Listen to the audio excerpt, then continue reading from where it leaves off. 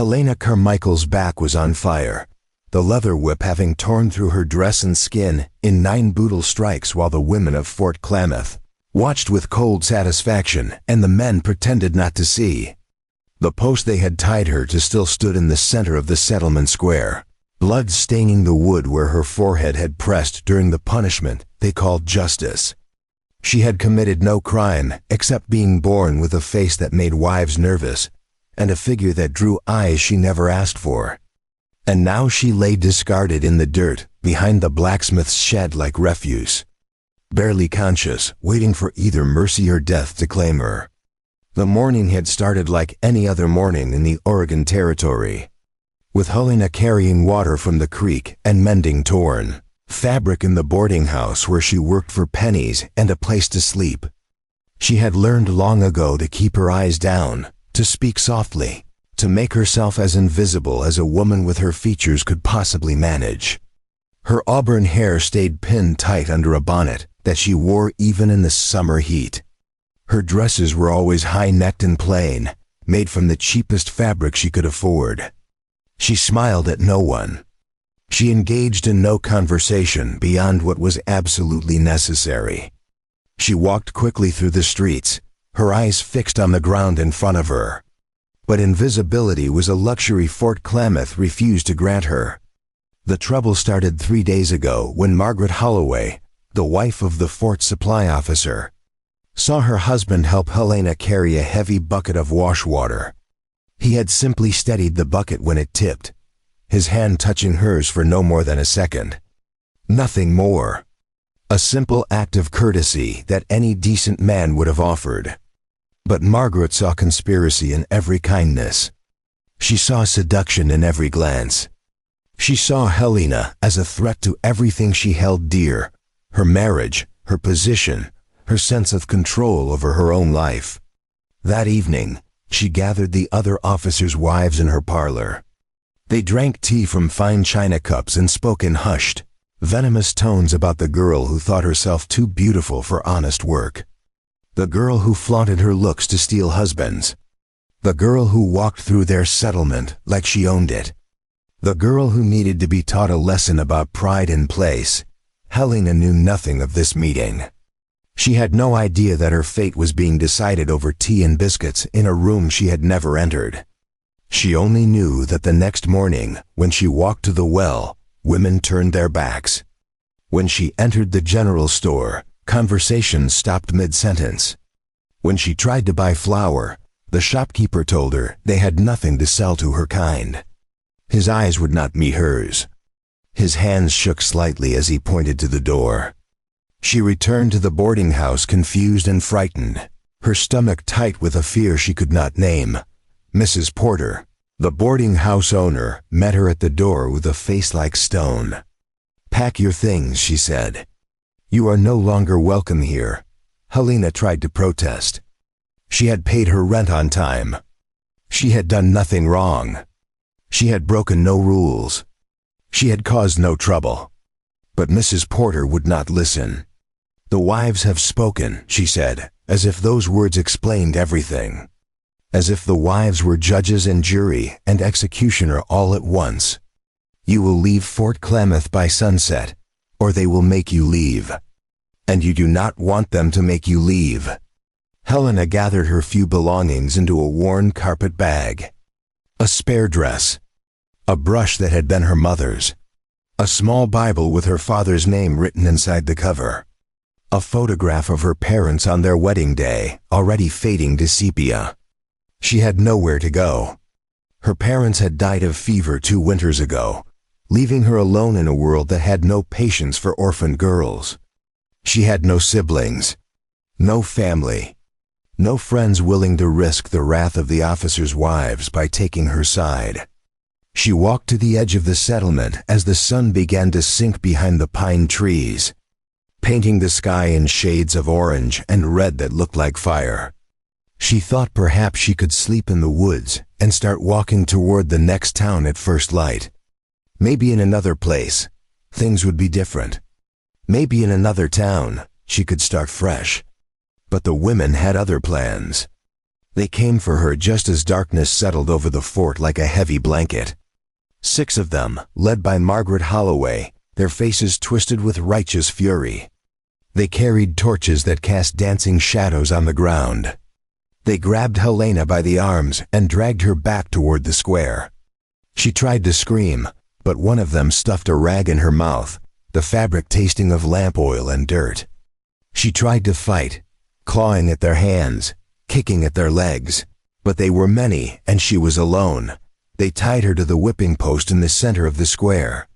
The same post used for soldiers caught stealing or deserting. The same post that had seen the blood of men who broke military law. The same post that had stood as a symbol of order and discipline. Now it would see the blood of a woman whose only crime was her face. Margaret Holloway herself held the whip, a long braided length of leather that had been used on horses. She was not strong, but she was motivated by a hatred that had been festering for months, perhaps years. The first strike tore through Helena's dress. The second drew blood. By the 5th, Helena stopped trying to stay silent, her screams muffled by the rag in her mouth. By the 9th, she could no longer feel her legs, her body going numb from shock and pain. The men of Fort Klamath watched from their doorways. Some looked uncomfortable, shifting their weight from foot to foot. Some looked away, pretending to tend to tasks that did not need tending. But none of them stepped forward to stop it. Stopping it would mean choosing sides. Choosing sides would mean choosing against their wives. And no man wanted that kind of trouble in his home. So they let it happen. They let the women destroy a girl who had done nothing but exist. They let justice become cruelty. They let fear become violence. When it was over, they cut her down and left her in the dirt. She heard them walk away, their voices fading into the night, talking about how she had finally learned her lesson. She heard doors close, one after another, shutting her out. She heard silence settle over the fort like a burial shroud. She tried to stand, but her body would not obey. The pain in her back was beyond anything she had ever known. It felt like fire and ice and knives all at once, a burning that seemed to reach into her very bones. She managed to crawl behind the blacksmith's shed, where the shadows were thick and the ground was softer. Then she lay still, too broken to move, too hurt to cry, too exhausted to care whether she lived or died. Hours passed. The night grew colder. Helena drifted in and out of consciousness, her mind wandering through memories and dreams and nightmares that all blended together. She thought about her mother, who used to tell her that beauty was a blessing from God. She thought about her father, who used to say that good people would always recognize goodness. She thought about how wrong they both had been. Beauty had made her a target. Goodness had made her weak. And good people were nowhere to be found when cruelty came calling. She did not hear the footsteps at first. Her mind was too far gone, floating somewhere between sleep and something darker. But then a shadow fell across her face, blocking the moonlight. She forced her eyes open. A figure stood above her, tall and broad-shouldered, silhouetted against the moonlight. For a moment, she thought it was one of the soldiers coming to finish what the women had started. But then the figure knelt down, and she saw his face. He was not a soldier. He was not a settler. He was Modoc. His skin was dark bronze, weathered by sun and wind and years of living under open sky. His hair was long and black, tied back with leather cord. His face was marked with scars, thin white lines that spoke of battles survived and enemies defeated. He wore buckskin leggings and a vest decorated with beads and quills worked in patterns that told stories Helena could not read. A knife hung from his belt, the handle wrapped in worn leather. A rifle rested across his back. His eyes were dark and steady, not cruel, not soft, just steady. He looked at her the way a hunter looks at a wounded animal, assessing, calculating, deciding. Helena tried to speak, but her voice came out as barely a whisper, a sound like wind through dry grass. The man reached out slowly, as if approaching something wild and scared. He touched her shoulder gently, testing her reaction. She flinched, but she did not pull away. She had no strength left to pull away. He studied the torn fabric of her dress. He saw the blood, dark and wet in the moonlight. He saw the welts, raised and angry. His jaw tightened, a muscle working beneath his skin, but he said nothing. He stood and looked toward the fort. The buildings were dark. No one was watching. No one cared. He turned back to Helena and made a decision that would change everything. He bent down and carefully, almost tenderly, lifted her into his arms. She gasped at the sudden movement, pain shooting through her back like lightning. But he held her steady, supporting her weight as if she weighed nothing at all. His arms were strong, his grip sure. Helena's vision blurred. She felt the world shift as he carried her away from the blacksmith's shed, away from the fort, away from the place that had tried to break her. She wanted to ask where he was taking her. She wanted to know if she should be afraid. But the words would not come. Her body was shutting down, surrendering to exhaustion and trauma and blood loss. All she could do was let herself be carried. The man moved silently through the darkness, his steps sure and confident. He did not stumble over roots or rocks. He did not hesitate at the edge of the forest. He walked as if he knew exactly where he was going and exactly what he was doing. Helena let her head rest against his chest. She could hear his heartbeat, slow and strong and steady. It was the first gentle sound she had heard in days. The rhythm of it was calming, almost hypnotic. They walked for what felt like hours, though it might have been only minutes. Time had lost all meaning. Eventually, they reached a clearing in the forest. A small camp sat nestled between the trees. A fire burned low in a stone circle, red embers glowing in the darkness. A horse stood tethered to a nearby pine, its dark coat gleaming in the firelight. A simple shelter made of hides and branches offered protection from the wind. The smell of smoke and pine needles filled the air. The man carried Helena to the shelter and laid her down on a bed of furs. She sank into the softness, her body finally allowed to rest. The furs were warm and thick, softer than anything she had felt in years. He moved to the fire and added wood, building the flames higher until light filled the clearing. Then he retrieved a leather pouch from his pack and brought it to her side. He opened the pouch and pulled out dried herbs, roots, and a small clay jar. His movements were practiced, efficient. He worked in silence, crushing the herbs between his fingers and mixing them with water from a canteen. He created a paste that smelled sharp and earthy, like the forest after rain. Then he looked at Helena, his expression serious. He gestured to her back. She understood. He needed to treat the wounds. She nodded slightly, giving him permission. Trust was a luxury she could not afford, but survival was worth the risk. He carefully peeled away the torn fabric of her dress, exposing the raw, bloody welts that crisscrossed her back. His face remained impassive, but his hands were gentle. He applied the herbal paste to each wound, working slowly and methodically. The paste burned at first, a sharp stinging that made Helena bite down on her lip to keep from crying out. But then the burning faded, replaced by a cool numbness that brought relief. The pain did not disappear, but it became bearable. When he finished, he covered her with a thick fur blanket and stepped back. Helena turned her head to look at him. She wanted to thank him.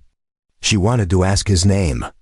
She wanted to know why he had saved her when no one else would. But exhaustion pulled her down like a current, and she surrendered to sleep before she could speak. Rainbringer watched the woman sleep. He had heard the stories about Fort Klamath. He had heard about the cruelty that festered there, the way the settlers turned on each other like wolves when fear and jealousy took hold. He had seen it before in other settlements, other forts. White people seemed to have a talent for destroying the things they claimed to value. They spoke of God and mercy, but practiced hatred and violence. They built churches and whipping posts side by side. He did not know why he had gone to the fort tonight. He had been tracking deer through the forest when he saw the torches and heard the voices. Curiosity had drawn him closer. He had watched from the shadows as the women wielded the whip.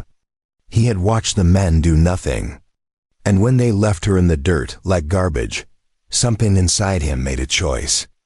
A choice that went against everything his people had taught him about staying away from white settlements. His people, the Modoc, had their own code. Strength was valued, yes. Fierceness in battle was honored. But so was protection of the helpless. So was justice for the wronged. The woman lying before him had been wronged in a way that demanded answer. And Rainbringer had decided to be that answer. He sat by the fire and considered what would come next. Fort Klamath would not take kindly to one of their own being taken by a Modoc warrior. They would see it as theft, as an act of war. They would come looking. And when they did, Rainbringer would have to make them understand that some things were worth fighting for, even if the world called it madness. The fire crackled and popped, sending sparks into the dark sky. Rainbringer added another log and watched the flames climb higher. He thought about his own losses, about the wife he had buried 3 winters ago when sickness swept through their village. She had been strong and kind, a woman who laughed easily and loved fiercely. Her name had been Mourning Dove, and she had made him believe in gentleness. When she died, something in him had died too. He had thrown himself into hunting and fighting, becoming harder, colder, more feared with each passing season. His name had once been different. Gentle Rain, they had called him, because he brought calm to troubled situations. But after his wife's death, after he had fought in battles that left scars on his body and soul, the elders gave him a new name. Rainbringer, they called him, because he brought storms to his enemies and cleansing rain to those who needed protection. The name fit the man he had become. He looked at Helena sleeping peacefully under the fur blanket. Her face, even marked by bruises and exhaustion, held a kind of beauty that was almost painful to look at. Not because it stirred desire, but because it reminded him of fragility, of things that could be broken, of things that needed protecting in a world that seemed determined to destroy anything gentle. She reminded him of Mourning Dove in some ways, not in appearance, but in the quality of vulnerability. Rainbringer stood and walked to the edge of the clearing. The forest was alive with night sounds. Owls hooted in distant trees. Small animals rustled through the underbrush. The wind whispered through pine branches. This was his world, the world he understood. Not the world of forts and settlements and people who hurt each other for sport. Out here, violence had purpose. Out here, death had meaning. Out here, cruelty was not entertainment. He returned to the fire and settled onto the ground, his rifle across his lap. Sleep would not come tonight. He would keep watch. He would make sure nothing and no one disturbed the woman's rest. Tomorrow would bring its own challenges. Tomorrow he would have to decide what to do with her. But tonight, she was safe. And that was enough. As the night deepened and the fire burned low, Rainbringer thought about the choice he had made. Taking her had been instinct, not strategy. He had not thought about consequences. He had not considered complications. He had simply seen suffering and responded. Now he would have to live with that decision. Now he would have to face whatever came next. But as he watched her breathe, watched her body finally relax after hours of tension and pain, he knew he had made the right choice. Some things were worth the trouble they brought. Some people were worth the risk. Helena Carmichael was one of them, even if she did not know it yet.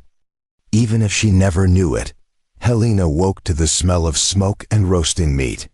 Her eyes opened slowly, adjusting to the soft morning light filtering through the hide walls of the shelter. For a moment, she forgot where she was. Then the pain in her back reminded her of everything. She tried to sit up, but her muscles screamed in protest. Every movement sent fresh waves of agony through her body. She heard footsteps outside the shelter. The Modoc warrior appeared in the entrance, carrying a wooden bowl.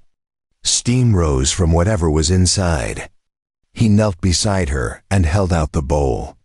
Helena stared at it, then at him. She did not know if she could trust him. She did not know what he wanted from her. But her stomach was empty, and the smell of food was overwhelming. She reached for the bowl with shaking hands. He steadied it for her, his fingers brushing against hers. The bowl contained a thick broth with pieces of meat and roots. It was hot and rich, unlike anything she had eaten at the boarding house. She brought the bowl to her lips and drank. The warmth spread through her chest, bringing strength she did not know she still had. Rainbringer watched her eat. When she finished, he took the bowl and set it aside. Then he pointed to himself and spoke a single word. Rainbringer. His voice was deep and calm. Helena understood. He was telling her his name. She pointed to herself and whispered her own name. Helena. He repeated it slowly, testing the sound. His accent made it different, softer somehow. He gestured to her back, asking without words if she needed more medicine. Helena nodded. The pain was still there, sharp and constant. He moved behind her and carefully lifted the fur blanket. She felt his hands on her skin, gentle but sure. He applied fresh paste to her wounds, working in silence. The cool sensation brought relief once again. When he finished, he handed her a clean dress. It was made of soft deerskin, decorated with simple beadwork along the collar. Helena looked at it in confusion. Where had he gotten a woman's dress? Rainbringer seemed to understand her question. He pointed to a wooden chest in the corner of the shelter. His wife's things, she realized. The woman in his past. The woman who was no longer here. Helena took the dress and nodded her thanks. Rainbringer stepped outside to give her privacy. She struggled to remove her torn clothing, every movement causing fresh pain. But she managed to pull the deerskin dress over her head. It fit reasonably well, loose enough to avoid pressing against her wounds. The fabric was softer than anything she had worn in years. She stepped outside the shelter. The morning sun was bright, filtering through the pine trees in golden shafts. Rainbringer stood by the fire, preparing something. He looked up when she emerged. For a brief moment, something crossed his face. Sadness perhaps, or memory. Then it was gone. He handed her a cup of tea made from herbs. It tasted bitter, but not unpleasant. She sat on a log near the fire and drank slowly. The warmth of the sun felt good on her face. For the first time in days, she felt something other than fear. Not safety exactly, but something close to it. Rainbringer sat across from her. He did not speak, but his presence was steady. Helena studied him in the daylight. His face was weathered, lined with years of sun and wind. His hands were scarred, the knuckles thick from old fights. His eyes were dark and deep, holding stories she could not read. He was not young, but he moved with the strength of someone half his age. She wanted to ask him why he had saved her. She wanted to know what he planned to do with her. But the words would not come. Her voice felt trapped in her throat, strangled by fear and uncertainty. So they sat in silence, the fire crackling between them. Two strangers bound by a single act of mercy. After a while, Rainbringer stood and walked to his horse. He checked the animal's hooves, ran his hands along its legs, spoke to it in words Helena did not understand. The horse seemed calm with him, trusting. She wondered what it was like to trust someone so completely. Rainbringer returned to the fire and began sharpening his knife against a smooth stone. The sound was rhythmic, almost soothing. Helena watched his hands work, steady and practiced. She thought about the men at Fort Klamath, how their hands had been used to hurt her. This man's hands had been used to heal her. The difference felt vast. The sun climbed higher in the sky.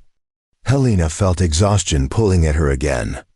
Her body needed rest, needed time to recover from the trauma it had endured. Rainbringer noticed her eyelids growing heavy. He gestured toward the shelter. She nodded and stood slowly, every muscle protesting. He did not help her this time, allowing her to walk on her own. It was a small dignity, but it mattered. She lay down on the furs and closed her eyes. Sleep came quickly, pulling her under like a river current. She dreamed of her parents, of the small house they had lived in before the fever took them. She dreamed of her mother's voice singing lullabies. She dreamed of her father's strong hands building furniture in his workshop. She dreamed of a time when the world had felt safe. When she woke again, the sun was lower in the sky. Afternoon had arrived. She heard voices outside the shelter. Not just Rainbringer's voice, but others. She sat up quickly, ignoring the pain. Fear shot through her like lightning. Had the people from Fort Klamath found them? She moved to the entrance of the shelter and peered out. 3 Modoc men stood with Rainbringer near the fire. They were talking in their own language, their voices serious. One of them noticed Helena and pointed. The others turned to look. Their expressions were unreadable. Rainbringer spoke to them firmly, his tone leaving no room for argument. One of the men argued back, gesturing toward Helena with clear disapproval. Another man remained silent, watching carefully. The third man seemed uncertain, looking between Rainbringer and Helena, as if trying to understand something. The argument continued for several minutes. Helena's heart pounded in her chest. She did not know what they were saying, but she understood the tension. These men did not approve of her presence. They wanted Rainbringer to do something different. Perhaps send her away. Perhaps something worse. Finally, Rainbringer said something that ended the discussion. His voice carried authority, the kind that came from respect earned through years of proven strength. The 3 men looked at each other, then nodded reluctantly. They mounted their horses and rode away, disappearing into the forest. Rainbringer turned to Helena. He walked to the shelter and knelt beside her. He spoke slowly, using hand gestures to help her understand. His people knew she was here. They were not happy about it. But he had told them she was under his protection. They would respect his decision, but they would watch. They would wait to see what happened next. Helena understood enough. She was safe for now, but only because Rainbringer had claimed responsibility for her. If something went wrong, if she brought trouble, his people would not forgive him. He had put his own standing at risk to protect her. That night, as they sat by the fire again, Helena finally found her voice. "Why did you save me?" The question came out as barely more than a whisper. Rainbringer looked at her for a long moment. Then he spoke in halting English, words he had learned from traders and trappers over the years. "Because no one else would. Because it was right. Because I could not walk away." His answer was simple, but it carried weight. Helena felt tears prick at her eyes. She had not cried since the whipping. She had not allowed herself to cry. But now, sitting across from the stranger who had shown her more kindness than anyone in Fort Klamath ever had, the tears came. She did not sob or wail. She just let them fall, silent and steady. Rainbringer did not try to comfort her. He did not tell her to stop crying. He simply let her feel what she needed to feel. When the tears finally stopped, he handed her a cloth to wipe her face. Then he added more wood to the fire and sat back down. Over the next few days, a routine developed. Rainbringer would wake before dawn and tend to his horse. He would build up the fire and prepare food. Helena would wake to the smell of cooking and join him. They would eat together in silence, or sometimes he would teach her words in his language. She learned the words for fire, water, tree, sky. He learned more English words from her. Their conversations were simple, limited by language, but they began to understand each other. Helena's wounds began to heal. The paste Rainbringer applied each day kept infection away. The pain lessened gradually, becoming bearable. She could move more easily, though sudden movements still caused sharp reminders of what had been done to her. Her strength returned slowly, like water filling a well one morning. Rainbringer brought her to the creek that ran near the camp. He showed her where to find certain plants, how to recognize which ones were useful for medicine or food. He taught her how to move quietly through the forest, how to step without breaking twigs, how to read signs that animals had passed. Before we jump back in, tell us where you're tuning in from, and if this story touches you, make sure you're subscribed, because tomorrow I've saved something extra special for you. Helena absorbed everything, grateful for something to focus on besides her own pain. She began to help with small tasks around the camp. She gathered firewood, staying close to the clearing at first. She fetched water from the creek. She prepared vegetables and roots for cooking. Rainbringer never asked her to do these things, but she wanted to contribute. She wanted to be useful, not just a burden, but even as her body healed, her mind remained troubled. She thought about Fort Klamath constantly. She wondered if they were looking for her.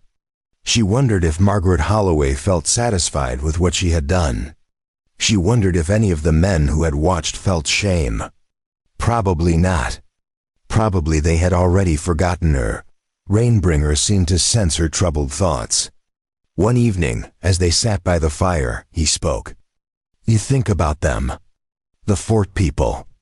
Helena nodded. She could not help it. The memories were too fresh, too painful. Rainbringer poked at the fire with a stick. "They will not forget you either. They will wonder where you went. Some will be glad. Some will be curious. Some will be angry." His words sent a chill through her. She had not considered that her disappearance might anger them. She had assumed they would be happy she was gone. But Rainbringer understood something she did not. White people did not like mysteries. They did not like things they could not control. Her disappearance was both. What if they come looking? Helena asked, her voice tight with fear. Rainbringer met her eyes. "Then I will deal with them."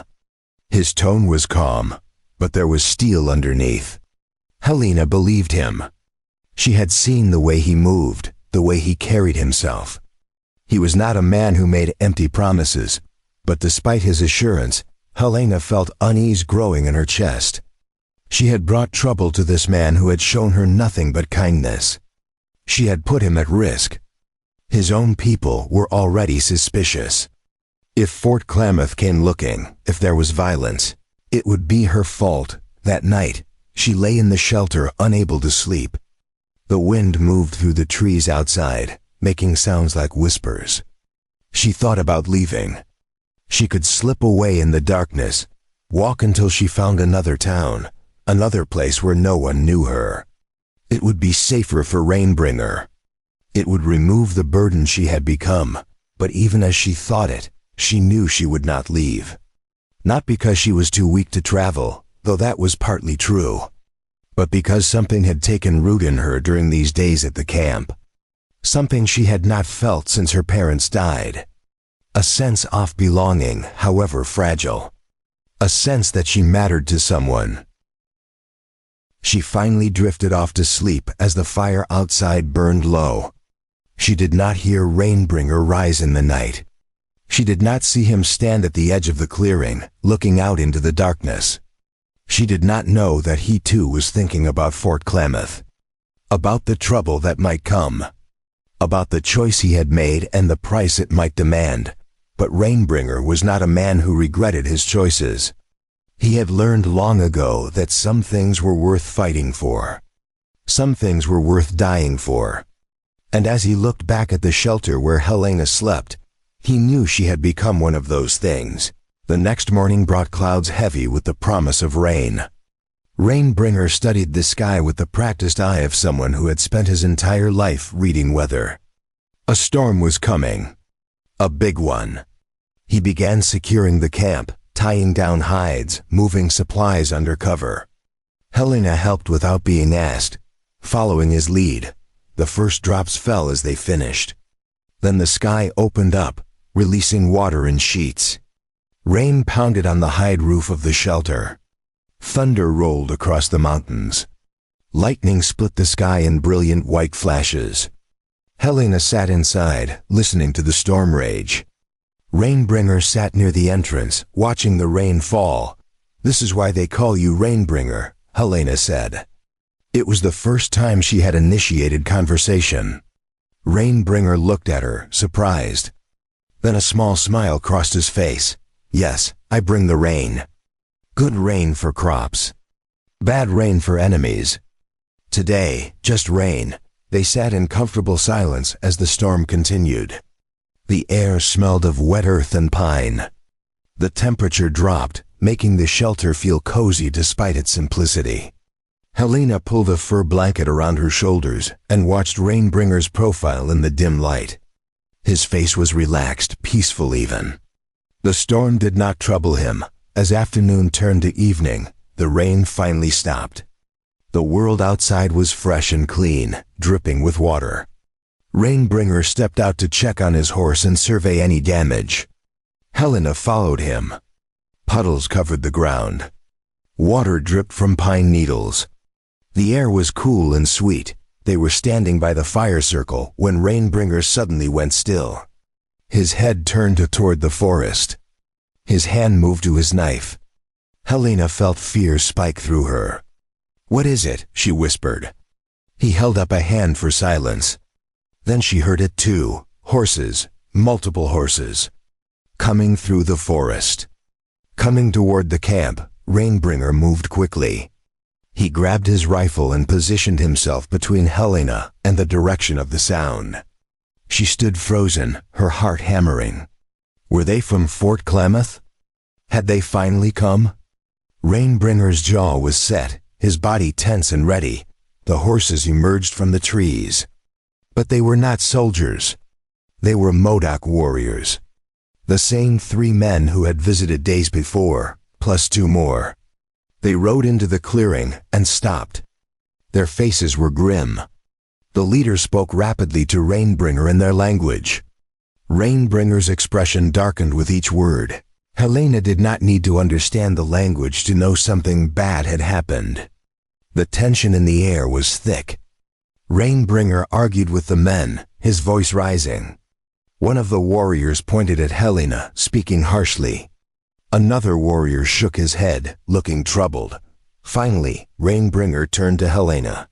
His face was serious, almost angry, though she sensed the anger was not directed at her. "We have a problem. Fort Klamath soldiers came to my people's village today. They are looking for you. They say I kidnapped you. They say if I do not return you, they will bring more soldiers. They will make war." Helena felt the blood drain from her face. This was exactly what she had feared. Her presence had brought danger not just to Rainbringer, but to his entire people. The warriors watched her with hard eyes.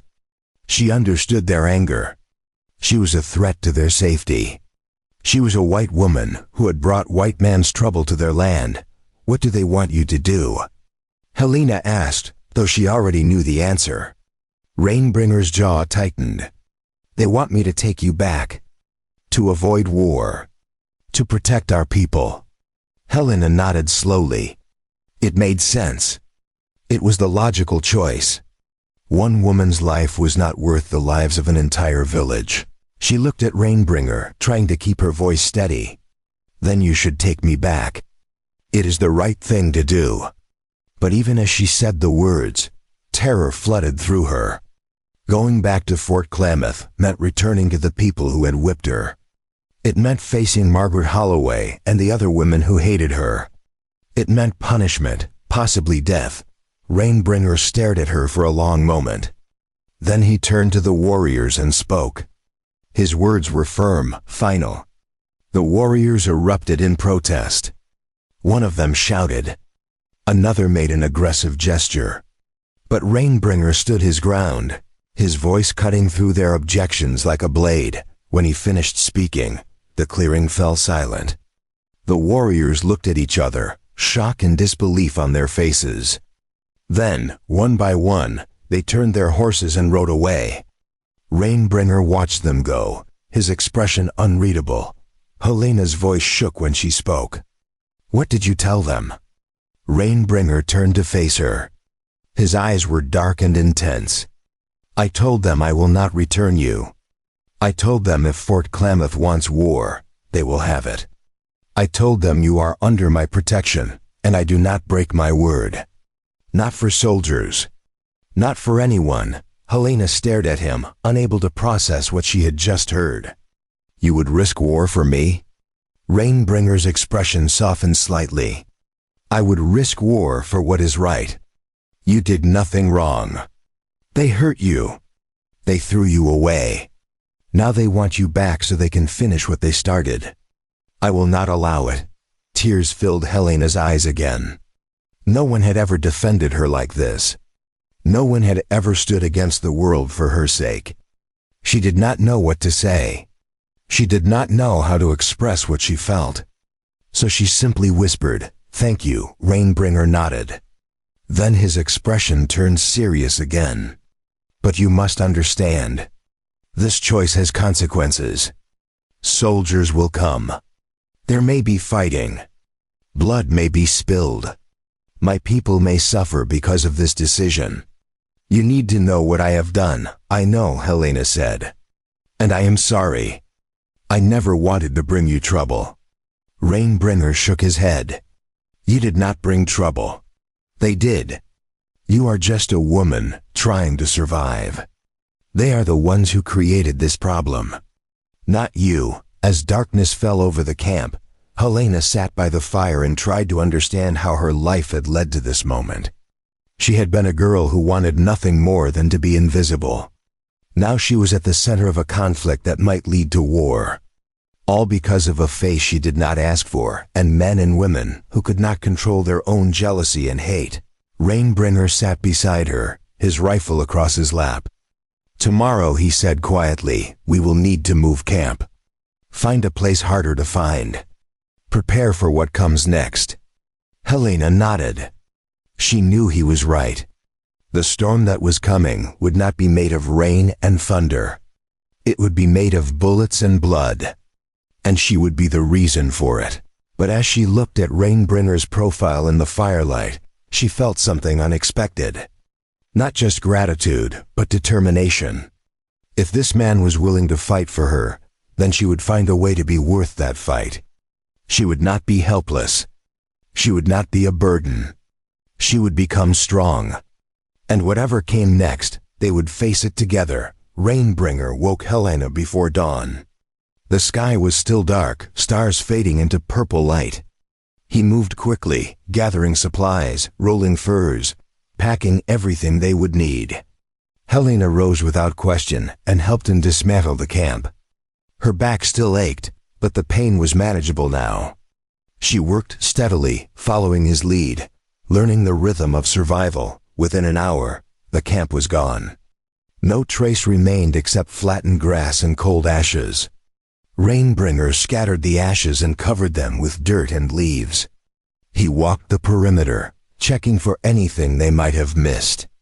Helena watched him work, impressed by his thoroughness. This was a man who knew how to disappear. They moved deeper into the mountains, following paths that barely existed. Rainbringer led his horse by the reins, choosing routes too narrow or steep for riding. Helena walked behind him, her legs burning with effort. The terrain grew rougher as they climbed. Pine trees gave way to jagged rocks and steep inclines. The air grew thinner, colder. By midday, they reached a narrow canyon hidden between two cliff faces. A small cave sat at the back of the canyon, its entrance partially concealed by fallen boulders. A thin stream trickled down one wall, providing fresh water. Rainbringer studied the location carefully, checking sight lines and escape routes. Then he nodded. We stay here. For now, they spent the afternoon establishing a new camp. Rainbringer showed Helena how to arrange rocks to reflect heat from their fire back into the cave. He taught her to gather specific types of wood that burned hot but produced little smoke. He explained which plants growing nearby were edible and which were poison. Helena absorbed every lesson, understanding that her survival might depend on this knowledge. As evening fell, Rainbringer climbed to the canyon rim to scout the surrounding area. Helena stayed in the cave, arranging their supplies and preparing a simple meal. She had never lived like this before. The boarding house had been poor, but it had walls and a roof and the illusion of safety. This was different. This was raw survival. And somehow she felt more alive than she had in years. Rainbringer returned as darkness settled over the mountains. His face was troubled. Helena set down the wooden bowl she was holding. "What did you see?" He sat by the fire and warmed his hands. Smoke in the distance. Many fires. Soldiers are gathering at the fort. More than usual. They are preparing something. Helena's stomach tightened. Preparing for what? Rainbringer stared into the flames. To come after us. To make an example. They cannot let a Modoc warrior take one of their women and face no consequences. It would make them look weak. So they will come with force. With numbers. With guns. How long do we have? Helena asked, her voice steady despite the fear coursing through her. Rainbringer considered. 2 days, maybe 3. They need time to organize. Time to gather supplies. Time to convince themselves they are doing the right thing. But they will come. Helena sat beside him. I should go back. I should turn myself in. If I explain what really happened, maybe they will listen. Maybe this can end without violence. Rainbringer turned to look at her, his dark eyes intense. You think they will listen? You think Margaret Holloway will admit she was wrong? You think those men will confess they stood by and did nothing? They will call you a liar. They will say you seduced me. They will punish you worse than before, and then they will still come after me for taking you in the first place. Helena knew he was right. The truth did not matter to people like Margaret Holloway. Only power mattered. Only control. She had learned that lesson when they tied her to the whipping post. There was no reasoning with that kind of hatred. Then what do we do? She asked. Rainbringer poked at the fire with a stick. We prepare. We make this canyon a place they cannot easily take. We gather rocks for throwing. We find positions for defense. We make them understand that taking you back will cost them blood. And maybe, if we are lucky, they will decide you are not worth that cost. Over the next 2 days, they worked like people racing against a storm. Rainbringer showed Helena how to stack rocks at key positions along the canyon walls. He taught her to load and fire his rifle, though her aim was poor. He set traps at the canyon entrance, simple snares that would alert them to approaching horses. Helena gathered every stone she could carry, building piles at strategic points. On the morning of the 3rd day, Rainbringer left before sunrise. He told Helena he needed to scout the area to see if the soldiers were moving yet. She waited in the cave, her nerves stretched tight. Every sound made her jump. Every bird call seemed like a warning. The hours crawled by with agonizing slowness. Rainbringer returned in the late afternoon. His face was grim. They are coming. 20 soldiers. Maybe more. They left the fort this morning. They will reach this area by tomorrow. Helena felt her heart sink. 20 soldiers. Against one Modoc warrior and a woman who could barely shoot. The odds were impossible, but Rainbringer did not seem defeated. He seemed focused, calculating. He spread out a rough map he had drawn in the dirt. He showed Helena the route the soldiers would likely take. He explained where they would have advantages and where the soldiers would be vulnerable. He spoke with the calm certainty of someone who had fought and survived many battles. As night fell, they sat by a small fire deep in the cave where the light would not be visible from outside. Rainbringer cleaned his rifle and sharpened his knife. Helena watched his hands work, steady and sure. She wanted to say something, to acknowledge what he was doing for her, but words felt inadequate. Rainbringer, she finally said. He looked up. Why are you really doing this? You could have left me at the fort. You could have walked away when your people told you to return me. Why risk everything for someone you do not even know? Rainbringer set down his knife. He was quiet for a long moment, his eyes distant. When my wife died, he said slowly, I was not there. I was hunting in the mountains. When I returned, she was already gone. The sickness took her quickly. She died alone, calling for me. No one told me until it was too late. His voice was thick with old pain. After that, I made a promise. I would never again fail to act when someone needed help. I would never again be too late. You needed help. I was there. It is that simple. Helena felt tears sting her eyes. It was not simple at all. It was profound. It was the kind of honor that most people only talked about but never lived. I am sorry about your wife, she said softly. Rainbringer nodded. Her name was Morning Dove. She was the best person I ever knew. You remind me of her sometimes. Not in how you look, but in your strength. You do not see it yet, but it is there. Helena did not feel strong. She felt terrified and helpless and responsible for bringing disaster to the only person who had shown her kindness. But she did not argue. Instead, she asked, what was she like? Rainbringer's expression softened. She laughed often. Even when things were hard. She could find joy in small things.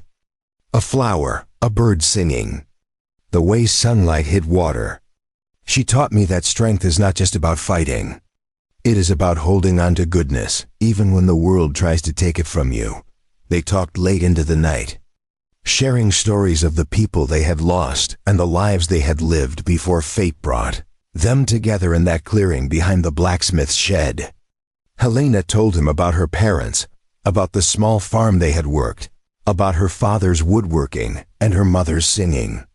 Rainbringer told her about growing up in a Modoc village, learning to hunt and track, earning his name through deeds both fierce and gentle. When exhaustion finally claimed them, they slept on opposite sides of the cave, the fire burning low between them. But the distance felt less vast than it had before. They were no longer strangers bound by circumstance. They were two people who had chosen to stand together against a world that wanted to destroy them both. The next morning arrived too soon. Rainbringer woke Helena before the sun rose. Today, he said simply. She nodded, her stomach tight with fear and determination. They ate a cold breakfast of dried meat and berries. Then Rainbringer took her to the canyon rim and showed her exactly where to position herself when the soldiers came. You stay here, he said, pointing to a sheltered spot behind a large boulder. You have rocks. You have the rifle. If they get past me, you shoot. You do not hesitate. You do not think about right or wrong. You just survive. Do you understand? Helena nodded, though her hands were shaking. Rainbringer gripped her shoulder. You are stronger than you know. You will do what needs to be done. He positioned himself at the canyon entrance, using the natural bottleneck to his advantage. He had rocks piled high on both sides. He had his rifle loaded and ready. He had his knife within easy reach. And he had something the soldiers did not have. He had the righteous anger of a man defending someone who could not defend herself. They did not have to wait long. By mid-morning, the sound of horses echoed through the mountains. Helena's heart pounded so hard she thought it might break through her ribs. She crouched behind her boulder, the rifle heavy in her hands. She had never shot at a person before. She did not know if she could. The soldiers appeared at the canyon entrance. 23 men in blue uniforms, rifles raised, faces set with determination. At the front rode Captain William Thorne, the commanding officer of Fort Klamath. Next to him rode Margaret Holloway's husband, Lieutenant James Holloway. They had come not just to retrieve Helena, but to punish Rainbringer for his defiance. Captain Thorne called out in a voice that echoed off the canyon walls. We know you are in there. We know you have the girl. Send her out, and we will let you go free.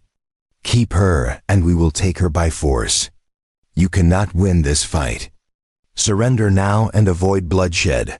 Rainbringer stood calmly at the canyon entrance, his rifle resting across his arm. He replied in clear English that carried the weight of absolute conviction. She is under my protection.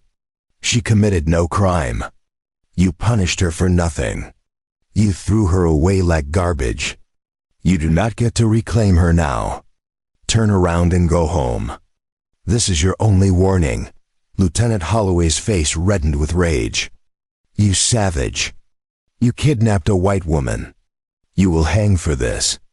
Captain Thorne raised a hand to silence him. He addressed Rainbringer again. Be reasonable. We have 20 men. You are alone. Even if you are the finest warrior in these mountains, you cannot defeat these odds. This does not have to end in death. Rainbringer's voice remained calm. I am not alone. And I am not afraid of death, are you? Because every man who enters this canyon will face it. Some of you will not leave. Maybe all of you will not leave. So ask yourself if one woman is worth that price. Ask yourself if pride is worth dying for. The soldiers shifted uneasily. Some exchanged glances. They had come expecting an easy victory. They had not expected this level of resolve. Captain Thorne's jaw tightened. He turned to his men and gave orders. 5 soldiers dismounted and began advancing on foot, using rocks and trees for cover. Rainbringer waited until they were well into the canyon. Then he fired. The shot echoed like thunder. One soldier cried out and fell, clutching his leg. The others dove for cover. Rainbringer fired again. Another soldier went down. The remaining 3 began retreating, firing wildly as they went. Their shots ricocheted off stone, nowhere near Rainbringer's position. Captain Thorne ordered more men forward. This time 10 soldiers advanced in 2 groups, trying to flank Rainbringer's position. But the canyon was narrow and the terrain favored the defender. Rainbringer moved like smoke, appearing and disappearing between rocks, each shot finding its mark. He did not kill, but he wounded. Legs, shoulders, arms. He sent men crawling back toward their comrades. Helena watched from her position above. Her hands gripped the rifle so tight, her knuckles were white. She had not fired yet. She did not know if she could. But she watched Rainbringer fight with a skill and precision that was almost beautiful. He was not fighting with rage. He was fighting with purpose. After the second failed advance, Captain Thorne called his men back. They regrouped at the canyon entrance, tending to their wounded. 6 men were down, none dead but all incapacitated. The captain's face was dark with frustration. He conferred with Lieutenant Holloway and the other officers. Then Lieutenant Holloway did something reckless. He shouted past the captain, his voice filled with venom. Helena Carmichael, I know you are up there. I know you can hear me. If you do not come out right now, we will burn this canyon. We will smoke you out like rats. And when we find you, what happened before will seem like mercy. Helena felt ice flow through her veins. She looked down at Rainbringer. Even from a distance, she could see the tension in his shoulders. He knew what she was thinking. He knew she was considering surrendering to end this. He turned and looked up at her. Their eyes met across the canyon. He shook his head firmly. Do not, his expression said. Do not give them that victory. But Helena stood up. She stepped out from behind her boulder, making herself visible to the soldiers below. Rainbringer's head whipped around. His face showed something she had never seen before. Fear, not for himself, but for her. Helena raised her voice, projecting it across the canyon. I am Helena Carmichael, and I am not coming with you. The soldiers stared up at her. Some looked shocked. Some looked angry. Lieutenant Holloway's face twisted with rage. You have no choice, girl. Rainbringer cannot protect you forever. Eventually you will have to face justice. Helena felt something break open inside her. All the fear and shame and self-doubt that had lived in her chest since the whipping suddenly transformed into something else. Fury. Pure and righteous fury. "Justice?" she shouted, her voice cracking with emotion. "You call what you did justice? Your wife and her friends whipped me like a dog. They left me to die in the dirt. And you watched. All of you watched. You did nothing to stop it. And now you dare speak to me about justice." Her words echoed off the canyon walls. Some of the soldiers looked uncomfortable. They had heard the story, but hearing it from her lips, hearing the raw pain in her voice, made it real in a way rumors never could. Even Captain Thorne looked troubled. "I committed no crime," Helena continued, her voice steady now despite the tears streaming down her face. "I did nothing but exist. And that was enough for you to destroy me. Well, I will not let you destroy me again." Preparing and narrating this story took us a lot of time, so if you are enjoying it, subscribe to our channel. It means a lot to us now. Back to the story. "I would rather die in this canyon than spend one more second in your poisonous town. So if you want me, come and take me. But know that Rainbringer is not the only one who will fight you." She raised the rifle to her shoulder, her hand still shaking, but her resolve absolute. The soldiers below shifted nervously. This was not the broken, submissive girl they had expected to find. This was someone who had found her strength in the last place anyone would have looked for it. Captain Thorne stared up at her for a long moment. Then he turned to his men and said something too quiet for Helena to hear. The soldiers began mounting their horses. Lieutenant Holloway protested loudly, but the captain cut him off with a sharp gesture. One by one, the soldiers turned and rode away from the canyon. Helena could not believe what she was seeing. They were leaving. They were actually leaving. She looked down at Rainbringer. He stood at the canyon entrance, watching the soldiers retreat with the vigilant eyes of someone who knew better than to trust an easy victory. He did not lower his rifle until the last soldier disappeared from view. Only then did Helena's legs give out. She sank to the ground behind her boulder, the rifle falling from her nerveless fingers. Her whole body shook with adrenaline and relief and delayed shock. She had faced them. She had stood up to the people who had broken her. And she had survived. Rainbringer climbed up to her position. He knelt beside her and placed a hand on her shoulder. "You did well," he said quietly. "You were very brave." Helena shook her head. "I was terrified." Rainbringer smiled slightly. "Bravery is not the absence of fear. It is acting in spite of fear. You stood when you could have hidden. You spoke when you could have stayed silent. That is the definition of courage." They sat together on the canyon rim as the sun climbed higher in the sky. Below them, the canyon was quiet again. The only evidence of the confrontation was disturbed dirt and a few drops of blood on the rocks. The soldiers had taken their wounded and gone. For now at least, the threat had passed, but as Helena looked out over the mountains, she knew this was not truly over. Captain Thorne might have retreated today, but men like him did not forget. And men like Lieutenant Holloway would nurse their wounded pride until it festered into something even more dangerous.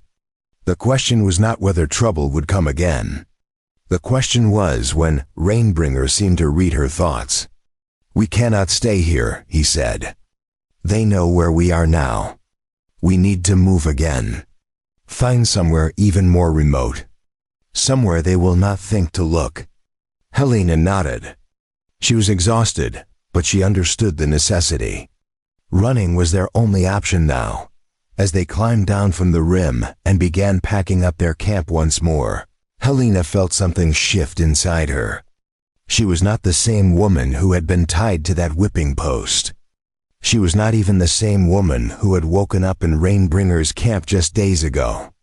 She had found something in this canyon. Not just courage, but purpose. She had stood up for herself. She had refused to be a victim. And that changed everything. Rainbringer watched her work, noting the new sack to her shoulders, the determination in her movements. She was becoming what he had seen in her from the beginning. A survivor. A fighter. Someone who would not break no matter how hard the world pushed. And as they prepared to leave the canyon and disappear deeper into the wilderness, he felt something he had not felt since Morning Dove died. Hope. They traveled for 3 days through terrain, so rugged that Helena wondered if human feet had ever touched it before. Rainbringer led them along ridges so narrow she had to press herself against rock faces to avoid falling. They crossed streams swollen with snowmelt, the icy water reaching Helena's waist and stealing her breath. They climbed through forests so dense that sunlight barely penetrated the canopy. Every muscle in Helena's body screamed, but she did not complain. She understood that distance meant safety. On the 4th day, they reached a valley so remote it felt like stepping into another world. Tall pines surrounded a small meadow where wildflowers grew in abundance. A clear lake fed by mountain springs reflected the sky like polished glass. Rock formations on the eastern side provided natural shelter. Game trails crisscrossed the area, promising food. Rainbringer surveyed the valley carefully before nodding his approval. Here we can rest. Here we can recover. They established a more permanent camp than before. Rainbringer built a proper shelter using pine branches and hides, creating walls that would hold warmth and keep out wind. He showed Helena how to weave grass into mats for sleeping. They dug a fire pit lined with stones and created a smoke hood that dispersed the smoke so it would not be visible from a distance. Every detail was thought through, every decision made with survival in mind. As the days passed, Helena's role in the camp evolved. She was no longer just someone being protected. She became a partner in their survival. Rainbringer taught her to fish using a spear he carved from a straight branch. She learned to identify animal tracks and read what they meant. She discovered which berries were safe to eat and which would make her sick. She became skilled at preparing hides and preserving meat. Her hands, once soft from domestic work, grew calloused and strong. One morning, Rainbringer woke her before dawn. "Today you learn to hunt," he said.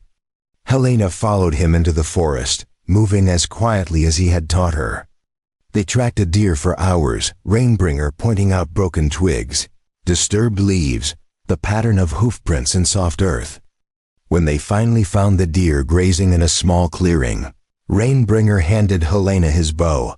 Her hands trembled as she nocked the arrow. She had never killed anything before. The deer was beautiful, graceful, unaware of the danger. Rainbringer whispered instructions. "Breathe slowly. Aim for the heart. Do not think, just act." Helena drew the bowstring back, feeling the tension in her arms. She focused on the deer, on the spot Rainbringer had indicated. Then she released. The arrow flew true. The deer stumbled and fell. Helena felt a wave of emotions crash over her, triumph and sorrow, and something primal she could not name. Rainbringer placed a hand on her shoulder. "You did well. Now we honor what we have taken." He showed her how to approach the fallen deer, how to speak words of gratitude to its spirit, how to use every part so nothing was wasted. It was a lesson not just in hunting, but in respect.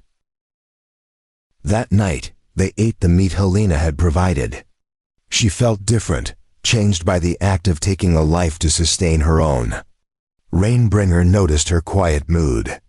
"The first kill is always hard," he said.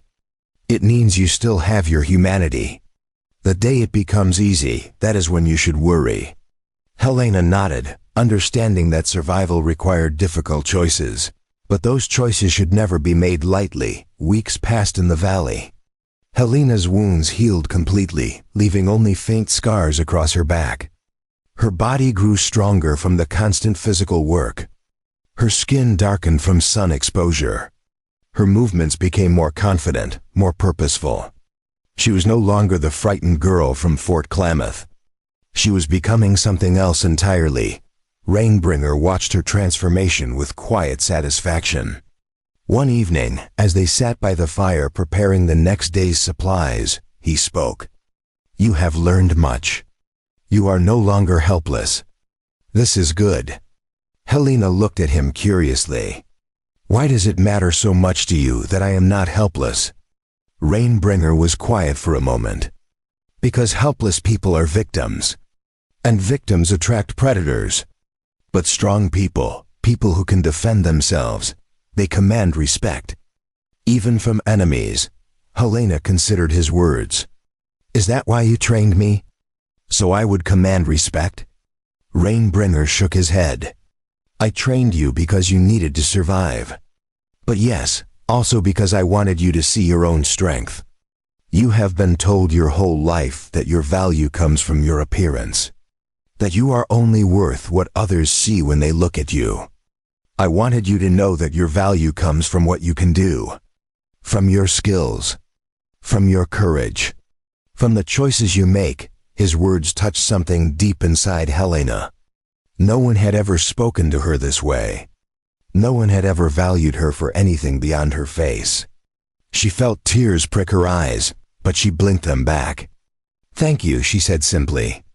Rainbringer nodded and returned to his work, but Helena saw the smallest smile cross his face. One afternoon, while Helena was gathering firewood near the lake, she heard voices. She froze, her heart immediately jumping to her throat. Slowly, carefully, she crept toward the sound. Through the trees, she saw 3 Modoc women filling water containers at the lake's edge. They spoke in their own language, their voices animated and friendly. Helena recognized one of them. She had been part of the group that visited Rainbringer's original camp, the wife of one of the warriors who had argued for Helena's return to Fort Klamath. The woman looked up suddenly, her eyes locking with Helena's. For a moment, both women stood frozen. Then the Modoc woman said something to her companions. They turned to look at Helena. Helena's instinct was to run, but she forced herself to stand still. These women could have weapons. They could be dangerous. But running would only make things worse. The 3 women approached slowly, studying Helena with curious eyes. The one Helena recognized spoke in halting English.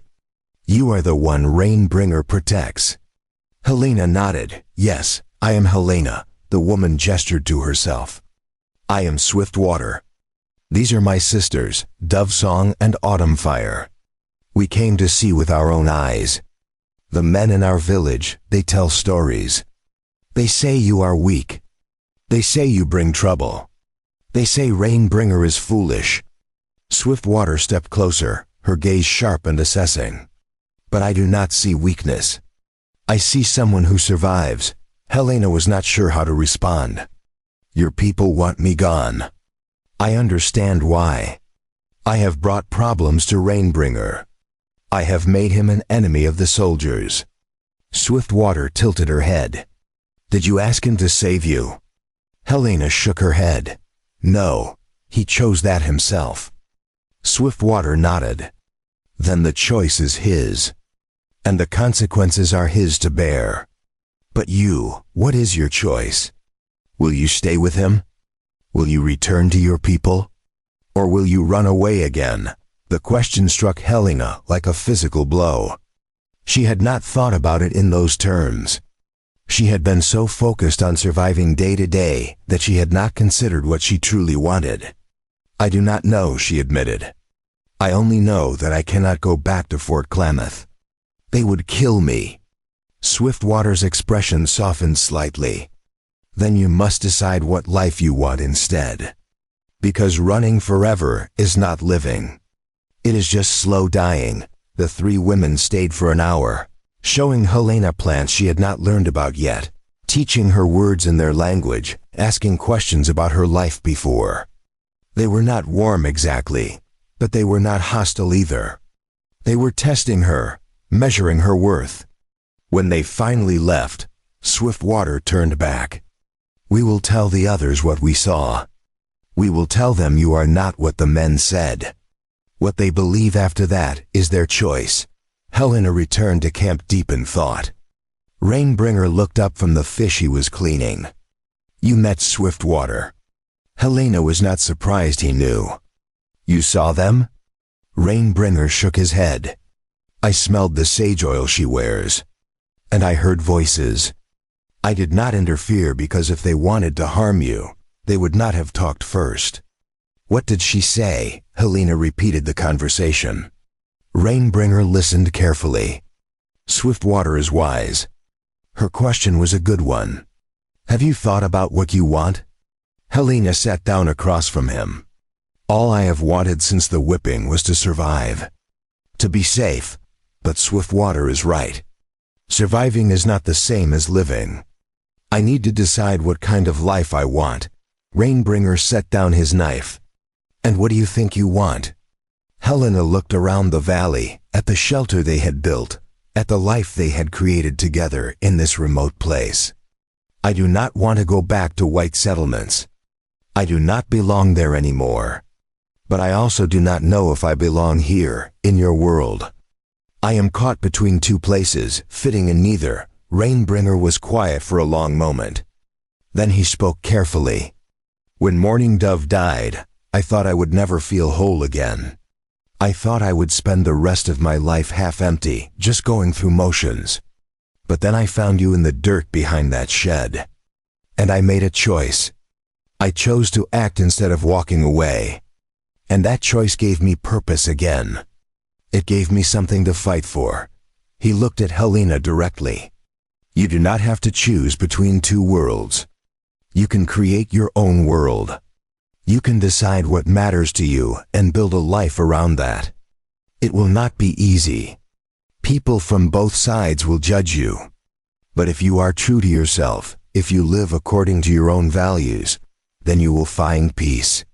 Maybe not happiness every day, but peace. Helena felt something settle in her chest. She had been so worried about where she belonged that she had not considered simply belonging to herself, creating her own path instead of following one laid out by others. The idea was both terrifying and liberating. Over the following weeks, Helena thought deeply about Rainbringer's words. She watched how he lived, guided by principles rather than by others' expectations. She saw how he made decisions based on what he believed was right, regardless of consequences. She began to understand that true freedom was not about escaping from something, but about choosing what to move toward. One evening, as they worked together preparing the deer hide, Helena spoke.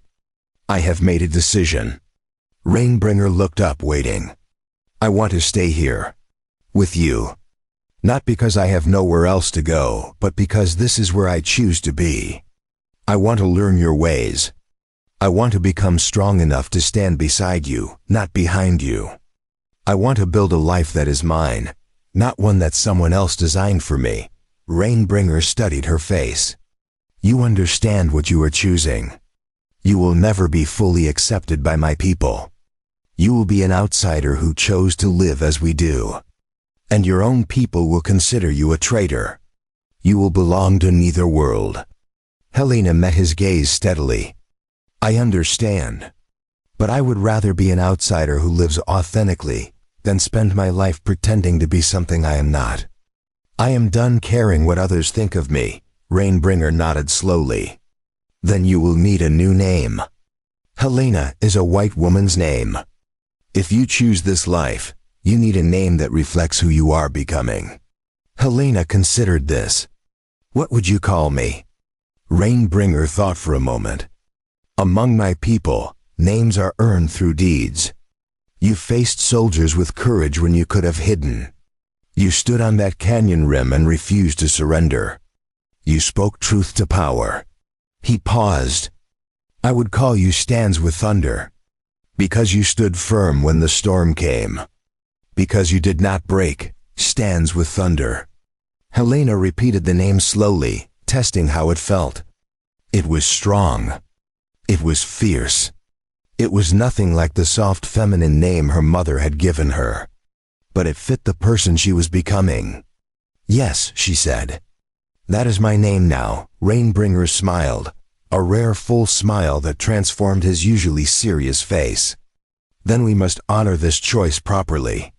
Tomorrow we will perform a ceremony. We will mark your decision to leave one life and begin another. Helena felt nervous but also excited.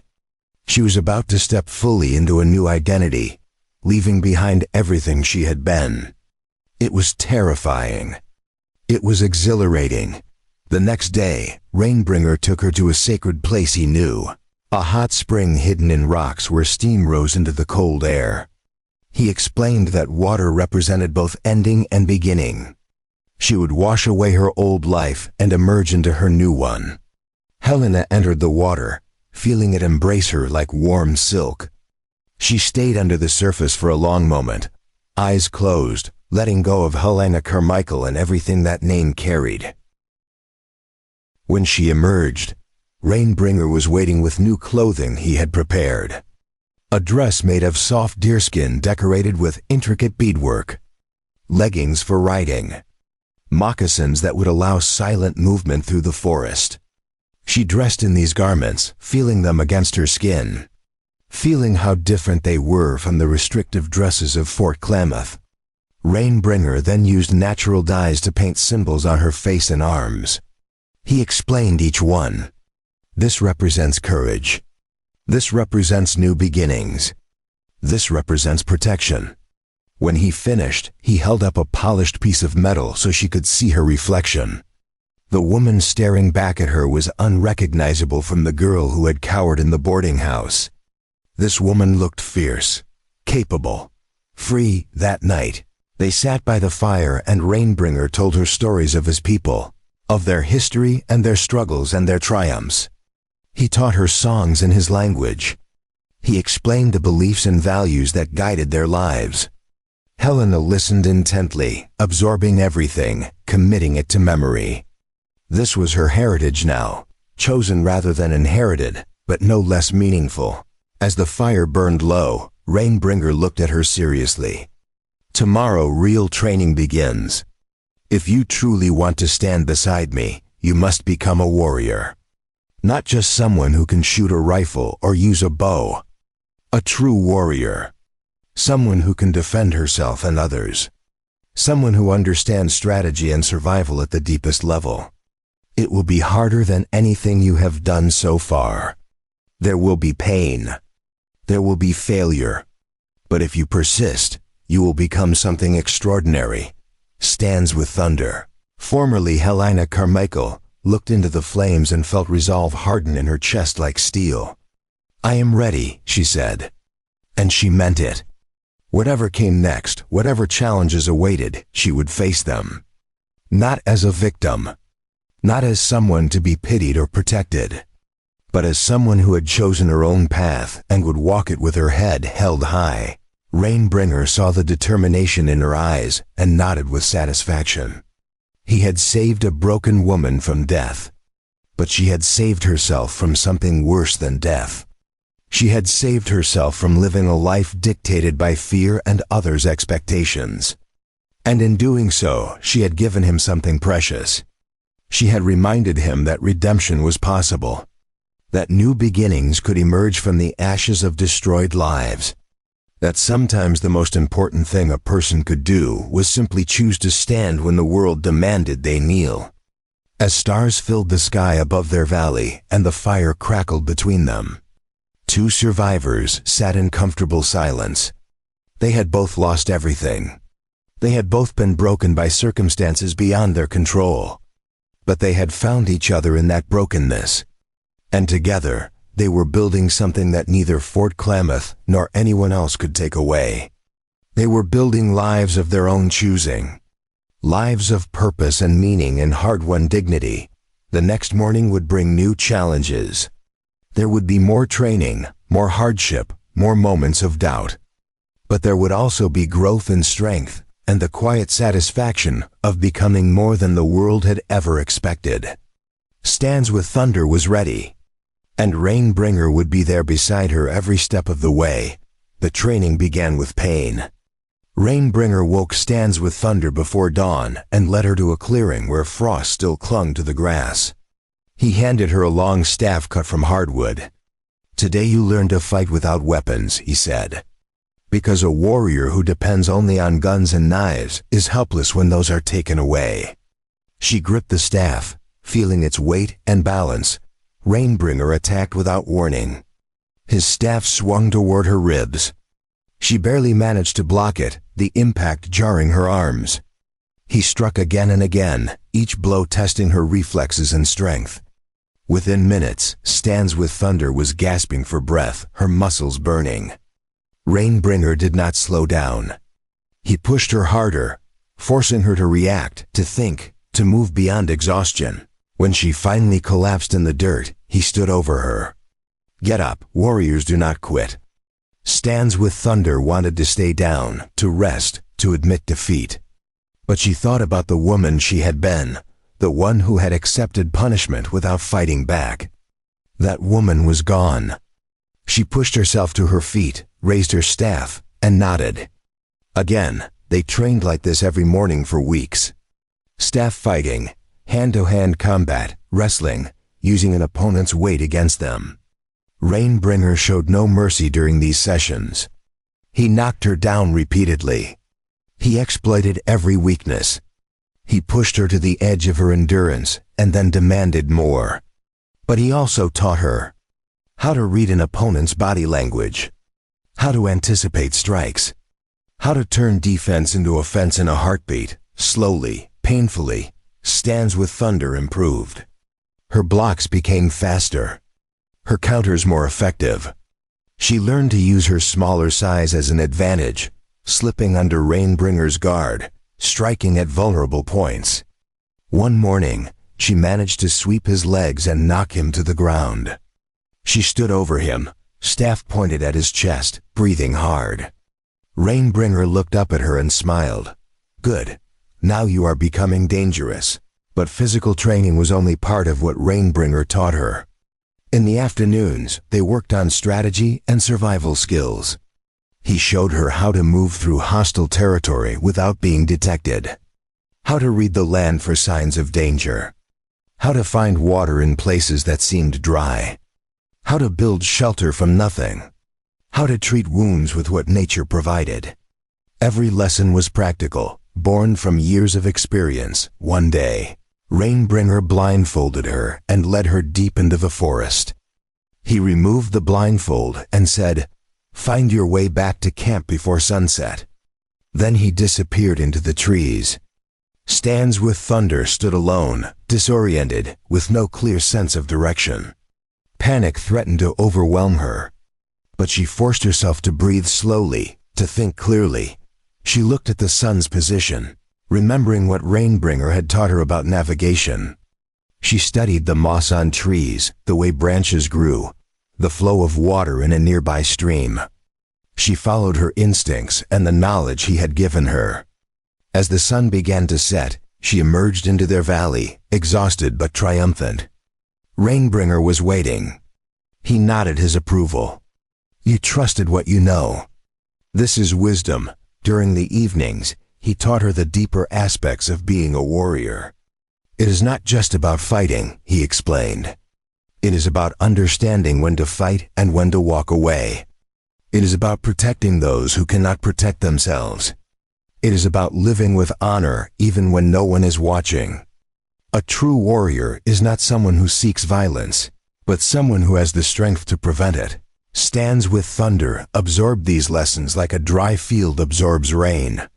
She began to understand that Rainbringer was teaching her a philosophy, not just techniques.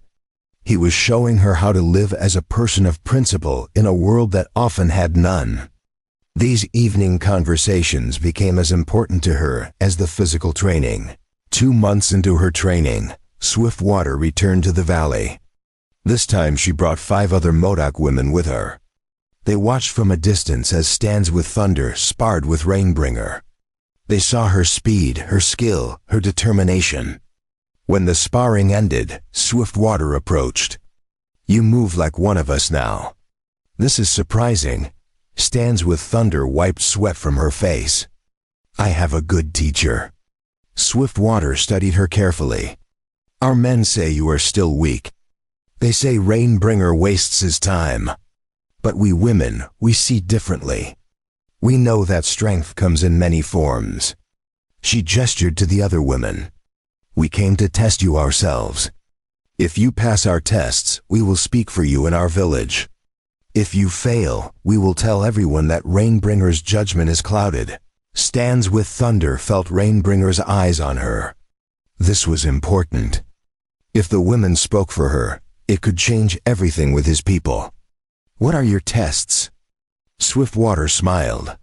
Come with us. You will see. The women led Stands with Thunder away from the valley to a rushing river swollen with spring melt. Swiftwater pointed to the far bank. You must cross. Without rope. Without help. The current will try to take you. If you are weak, it will succeed. Stands with Thunder looked at the violent water, at the rocks that jutted from its surface. This was not a test of combat skill. This was a test of courage and will. She removed her outer clothing and waded into the river. The cold hit her like a fist, stealing her breath. The current immediately tried to sweep her downstream. She fought it, using techniques Rainbringer had taught her about moving through water. She angled her body, used the current's energy rather than fighting it directly, found handholds on rocks. Twice she nearly went under. 3 times she thought about turning back. But she kept pushing forward when she finally dragged herself onto the far bank. Shaking and gasping, the women were waiting. They had somehow crossed ahead of her by a route she had not seen. Swiftwater handed her a dry blanket. The first test you pass. Now comes the second. The second test was endurance. The women led her on a grueling hike up a mountain, setting a punishing pace. Stands with Thunder's legs screamed. Her lungs burned. But she refused to ask them to slow down. She matched their pace, step for brutal step. When they finally stopped at the summit, she was ready to collapse. But she stood straight, refusing to show weakness. The third test came next.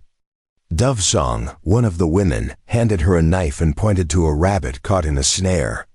Kill it quickly, cleanly, show respect. Stands with Thunder approached the terrified animal. She remembered what Rainbringer had taught her about taking life with honor. She spoke soft words to the rabbit, thanking it for its sacrifice. Then she ended its life with one swift, merciful cut. The women nodded approvingly. The fourth test was skill. Autumn Fire challenged her to identify medicinal plants, to explain their uses, to prepare remedies. Stands with Thunder drew on everything Rainbringer had taught her, naming plants, describing their properties, demonstrating proper preparation. She made a few mistakes, but her knowledge was solid. The women exchanged glances. The final test came as they descended the mountain. Swiftwater suddenly said, "A bear attacks Rainbringer. You have only a knife. What do you do?" It was a test of judgment, not just courage. Stands with Thunder thought carefully. I do not attack the bear directly. That would be suicide and would not save him. I make noise to distract it. I throw rocks at its face. I give Rainbringer time to recover and fight. If the bear turns on me, I go for the eyes and nose, the vulnerable points. I do not try to kill it. I try to make it decide we are not worth the effort. Swiftwater was quiet for a long moment. Then she nodded. You think like a survivor, not like a fool. This is good. The women led Stands with Thunder back to the valley as darkness fell. Rainbringer was waiting by the fire, his face carefully neutral. Swiftwater walked directly to him and spoke in Modoc. Her words were long and serious. The other women added their own observations. When they finished, Swiftwater turned to Stands with Thunder. We will tell our people that you are not what the men claimed. We will tell them that Rainbringer has not wasted his time. We will tell them that you have earned the right to walk among us, even if you will never fully be one of us. This is the best we can offer. Stands with Thunder felt overwhelming gratitude. Thank you. Your tests were fair. Your judgment is generous. Swiftwater shook her head. We are not generous. We are honest. You proved yourself today. But know this, one test passed does not mean all tests are over. You will be watched. You will be judged constantly. Any failure will reflect not just on you, but on Rainbringer. This is the burden you both carry now. After the women left, Rainbringer sat beside Stands with Thunder at the fire. You did well today. I am proud of you. Stands with Thunder felt warmth spread through her chest at his words. But I am also concerned. Now that the women have spoken for you, the men will feel challenged. Some will want to test you themselves. Some will want to prove the women wrong. You must be prepared for this. Stands with Thunder straightened her shoulders. Let them test me. I am not afraid anymore. Rainbringer looked at her seriously. Fear is not your enemy. Overconfidence is. You have learned much, but you are not invincible. Do not let pride make you careless. His warning proved prophetic. A week later, 3 Modak warriors arrived at the valley. They were young, in their 20s, full of themselves and eager to prove something. Their leader was a man named Strikes Fast, known for his quick temper and quicker fists. He addressed Rainbringer in English so Stands with Thunder would understand. The women say this white girl has become a warrior. We came to see if this is true, or if you have bewitched them with your reputation. Rainbringer's voice was cold.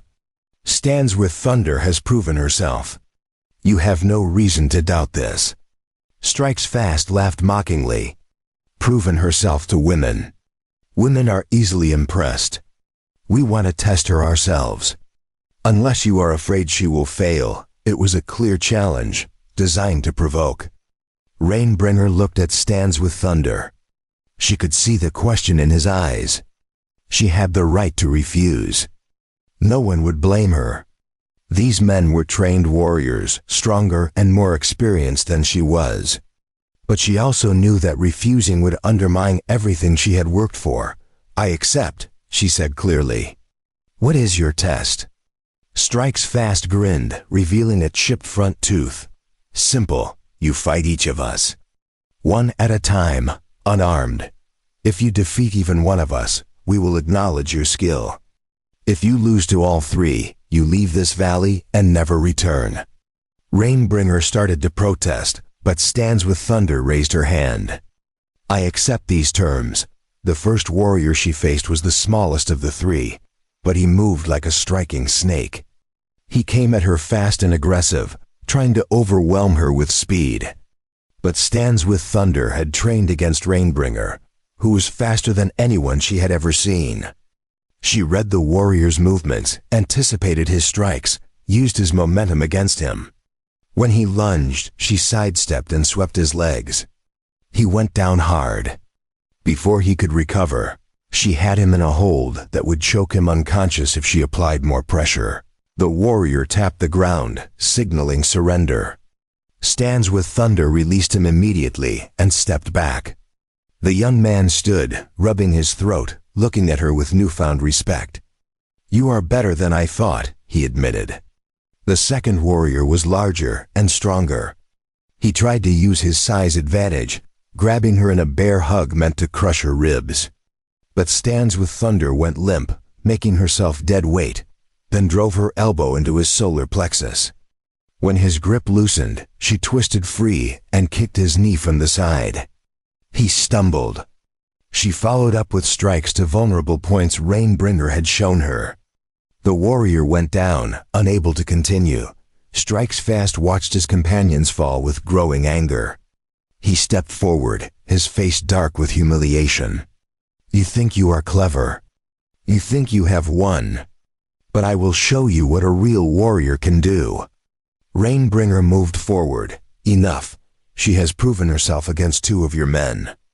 Honor demands you accept this. Strikes Fast shoved Rainbringer back. I am not finished. He attacked Stands with Thunder with serious intent to harm. His strikes were brutal, designed to break bones. She blocked and dodged, but his strength was overwhelming. A punch connected with her ribs, driving the air from her lungs. An elbow caught her temple, making stars explode in her vision. She went down hard. Strikes Fast stood over her, ready to kick her while she was down. But Rainbringer was there instantly, his knife at Strikes Fast's throat. The fight is over. You dishonor yourself. Strikes Fast froze. The other two warriors stood, uncertain. For a moment, the valley balanced on the edge of violence. Then Stands with Thunder spoke from the ground. Her voice strained but clear. Wait, she pushed herself to her feet. Ignoring the pain screaming through her body, she faced Strikes Fast directly. You are stronger than me. Faster than me. More experienced than me. But I got back up. That is what warriors do. They get back up. You can beat me 100 times, and I will stand up 101. That is my strength. Not my fists. My refusal to stay down. Strikes Fast stared at her, his anger slowly draining away. He looked at Rainbringer, then back at Stands with Thunder. Then he did something unexpected. He nodded slowly. You are right. A warrior who does not quit is more dangerous than a warrior who does not lose. He turned to his companions. She has earned respect. We will tell others what we saw here. The three warriors left without another word. Rainbringer helped Stands with Thunder back to the shelter. She collapsed onto the furs, every part of her body throbbing with pain. Rainbringer examined her ribs, her face, checking for serious damage. You were foolish to accept that challenge. Stands with Thunder managed a weak smile. Maybe, but I won anyway. Just not the way they expected. Rainbringer shook his head, but she saw approval in his eyes. You are becoming who you were meant to be. Someone who cannot be broken. Someone who defines her own worth.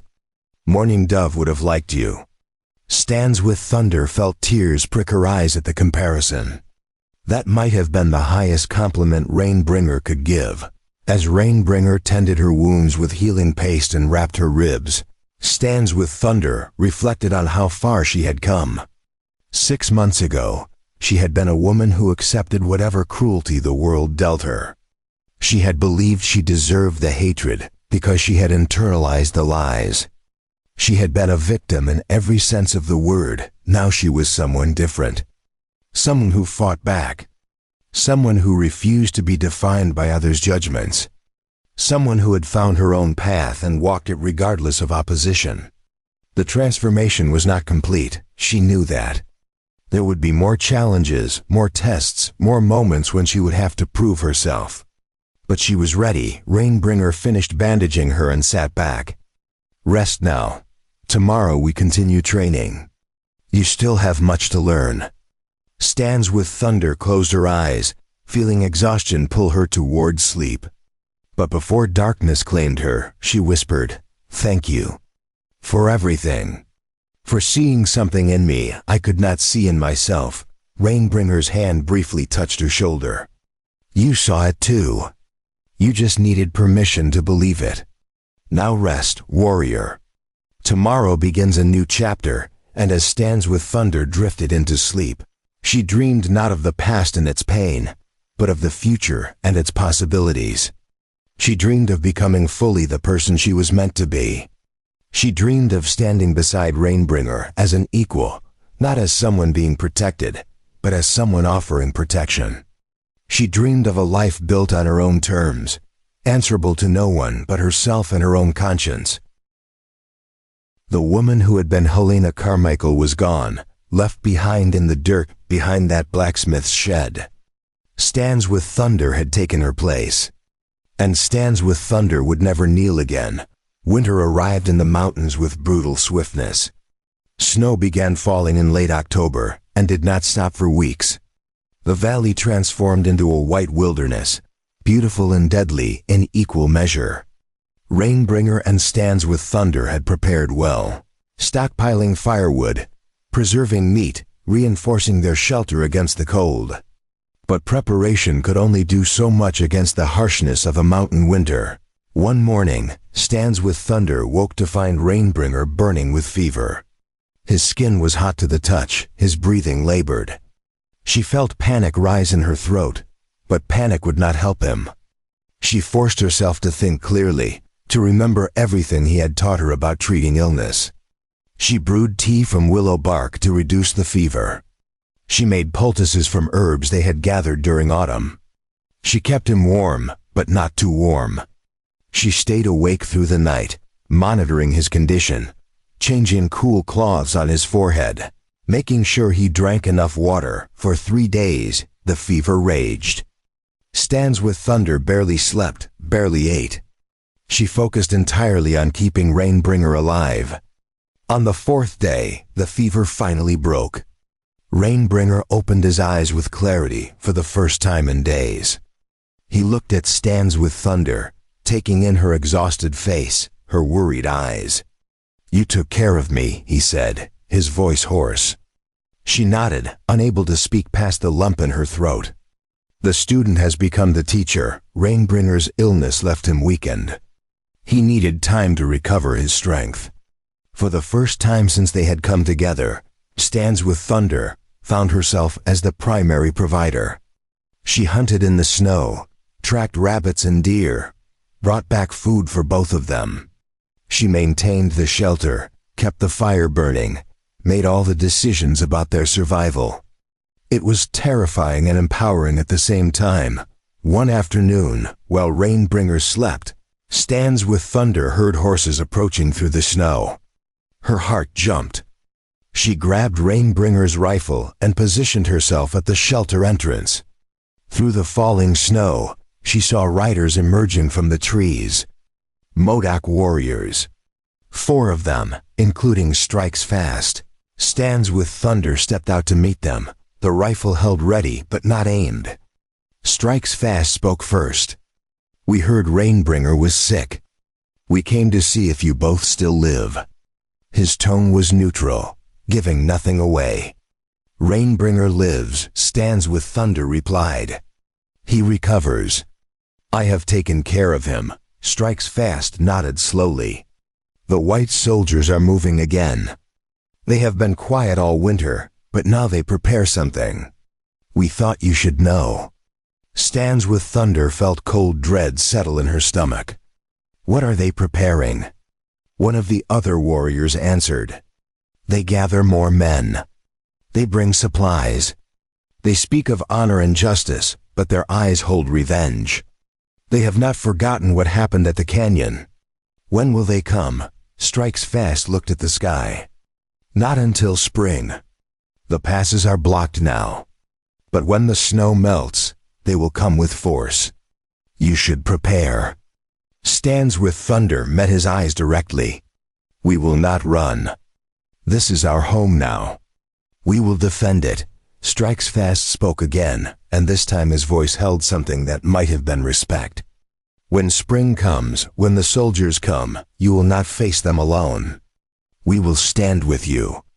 Not because we love white people, but because Rainbringer is our brother.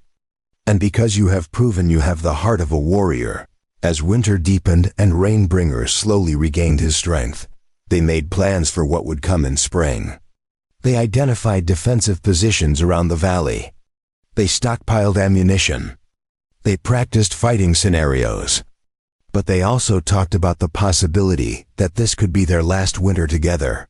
Spring arrived slowly, teasing them with warm days followed by sudden snowstorms. But eventually the snow began to melt in earnest. The passes opened, and with the melting snow came the soldiers. 50 soldiers this time.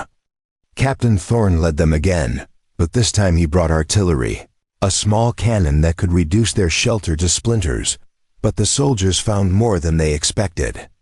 Rainbringer and Stands with Thunder were not alone. 15 Modak warriors had positioned themselves throughout the valley, hidden among rocks and trees. Strikes Fast had kept his word.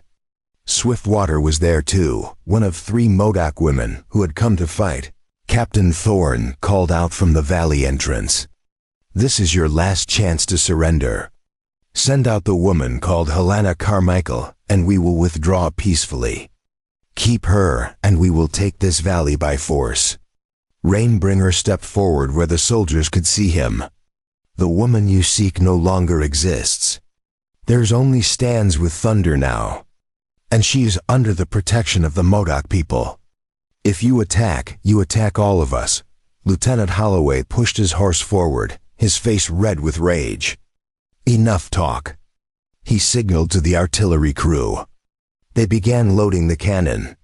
Stands with Thunder felt her heart pound. This was it. The moment everything would be decided. But before the cannon could fire, a new voice called out across the valley. "Stop." Everyone turned to see a lone rider approaching from behind the soldiers. An older man, weathered and official-looking, wearing the insignia of a federal marshal. Captain Thorne looked confused. "Marshal Hendricks? What are you doing here?" The marshal dismounted and walked to where both sides could see him. He carried a leather folder. "I am here because the territorial governor sent me to investigate reports of vigilante justice and unauthorized military action."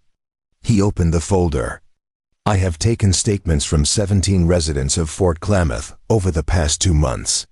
Statements describing how a young woman named Helena Carmichael was tortured by a mob and left for dead. How soldiers watched and did nothing." Captain Thorne's face went pale. The marshal's voice was hard as iron. "I have arrest warrants for Margaret Holloway and 5 other women. I also have a letter from the governor suspending Lieutenant Holloway from duty pending investigation. And I have orders for you, Captain, to stand down and return to Fort Klamath immediately." The marshal walked toward the valley entrance. "Helena Carmichael, if you can hear me, you are free. The territorial government has issued a full pardon for any alleged crimes. You are a victim, not a criminal. You may return to civilization with full protection of the law if you choose. Or you may stay here. The choice is yours." Stands with Thunder emerged from behind cover. She walked forward until she stood beside Rainbringer. "My name is Stands with Thunder now. Helena Carmichael is dead. And I choose to stay here, in this valley, with these people who defended me when no one else would. Tell your governor that I thank him for his justice, but it comes too late. I have found my own justice. I have found my own life." Captain Thorne looked at his men, at the Modoc warriors positioned throughout the valley, at the marshal's stern face. He had no choice. "Stand down," he called to his troops. We returned to Fort Klamath. The troops began an organized withdrawal. As they rode away, some of the soldiers looked back at Stands with Thunder with expressions of respect. When the last soldier disappeared from view, the valley erupted in celebration. The Modoc warriors came down from their positions, laughing and clapping each other on the back. They had been prepared to fight and die today, but instead they had won without bloodshed. As the celebration continued, Rainbringer pulled Stands with Thunder aside. They walked to the edge of the lake. He looked at her seriously. "You know that you truly are free now." The marshal meant what he said. You could leave this valley. You could return to white society. Start a new life in a place where no one knows your history. Stands with Thunder looked out over the water, at the mountains rising beyond. Then she looked at Rainbringer. "Do you want me to leave?" His face showed surprise. "No, of course not. But I want you to choose freely." Stands with Thunder took his hand. "When you found me, I was broken. Not just my body, but my spirit. You helped me find both. This valley, these people, this life, they have all shaped me into someone I am proud to be. Why would I leave that? I choose to stay." Rainbringer's expression softened. "Then you will stay as what? As my student? As my companion?" Stands with Thunder met his eyes directly. "As your equal. As your partner. As someone who stands beside you by choice. If you will have me," Rainbringer smiled, a full genuine smile. "Among my people, when 2 warriors choose to bind their lives together, they perform a ceremony. They make promises before witnesses. Would you do this with me? Would you bind your life to mine?" Stands with Thunder felt joy flood through her. Yes, 1,000 times yes. 3 days later, under a full moon, the ceremony took place. Strikes Fast presided, speaking the ancient words in Modoc. Swiftwater and her sister sang traditional songs. The warriors who had stood with them bore witness. Rainbringer and Stands with Thunder exchanged vows, promising to protect each other, to support each other, to face the future as one. When the ceremony ended, they were no longer two separate people. They were bound together by choice, by love, by shared struggle and shared triumph. The Modoc people celebrated late into the night. And at the center of it all stood Stands with Thunder, the woman who had been left to die in the dirt, now celebrated as a warrior, as a survivor. Months passed. The valley settled into a peaceful rhythm. Rainbringer and Stands with Thunder built a permanent home. They continued to train together, to hunt together, to live as partners in every sense. The Modoc people gradually accepted Stands with Thunder as one of their own. News from Fort Klamath occasionally reached them. Margaret Holloway and the other women had been tried and convicted. Lieutenant Holloway had been dishonorably discharged. But Stands with Thunder found she no longer cared about Fort Klamath. That part of her life was truly over one evening. As they sat by their fire watching stars emerge, Rainbringer asked her a question. "Do you ever regret the path your life took?" Stands with Thunder considered carefully.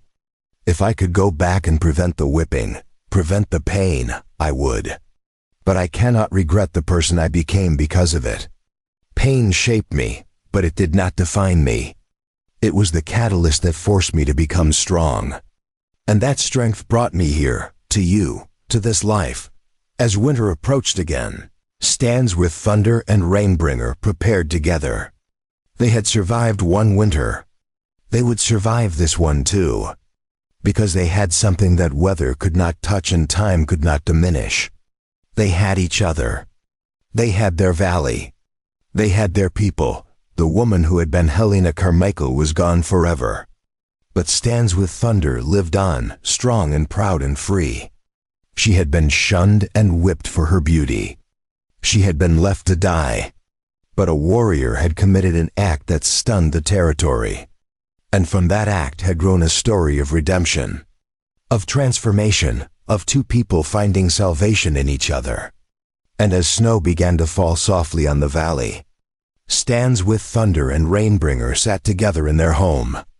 They had faced death and survived. They had faced hatred and overcome it. Whatever came next, they would face it together. Warriors bound by choice. Partners bound by love. The story that began with pain and cruelty had ended with joy and purpose. And that, perhaps, was the greatest victory of all.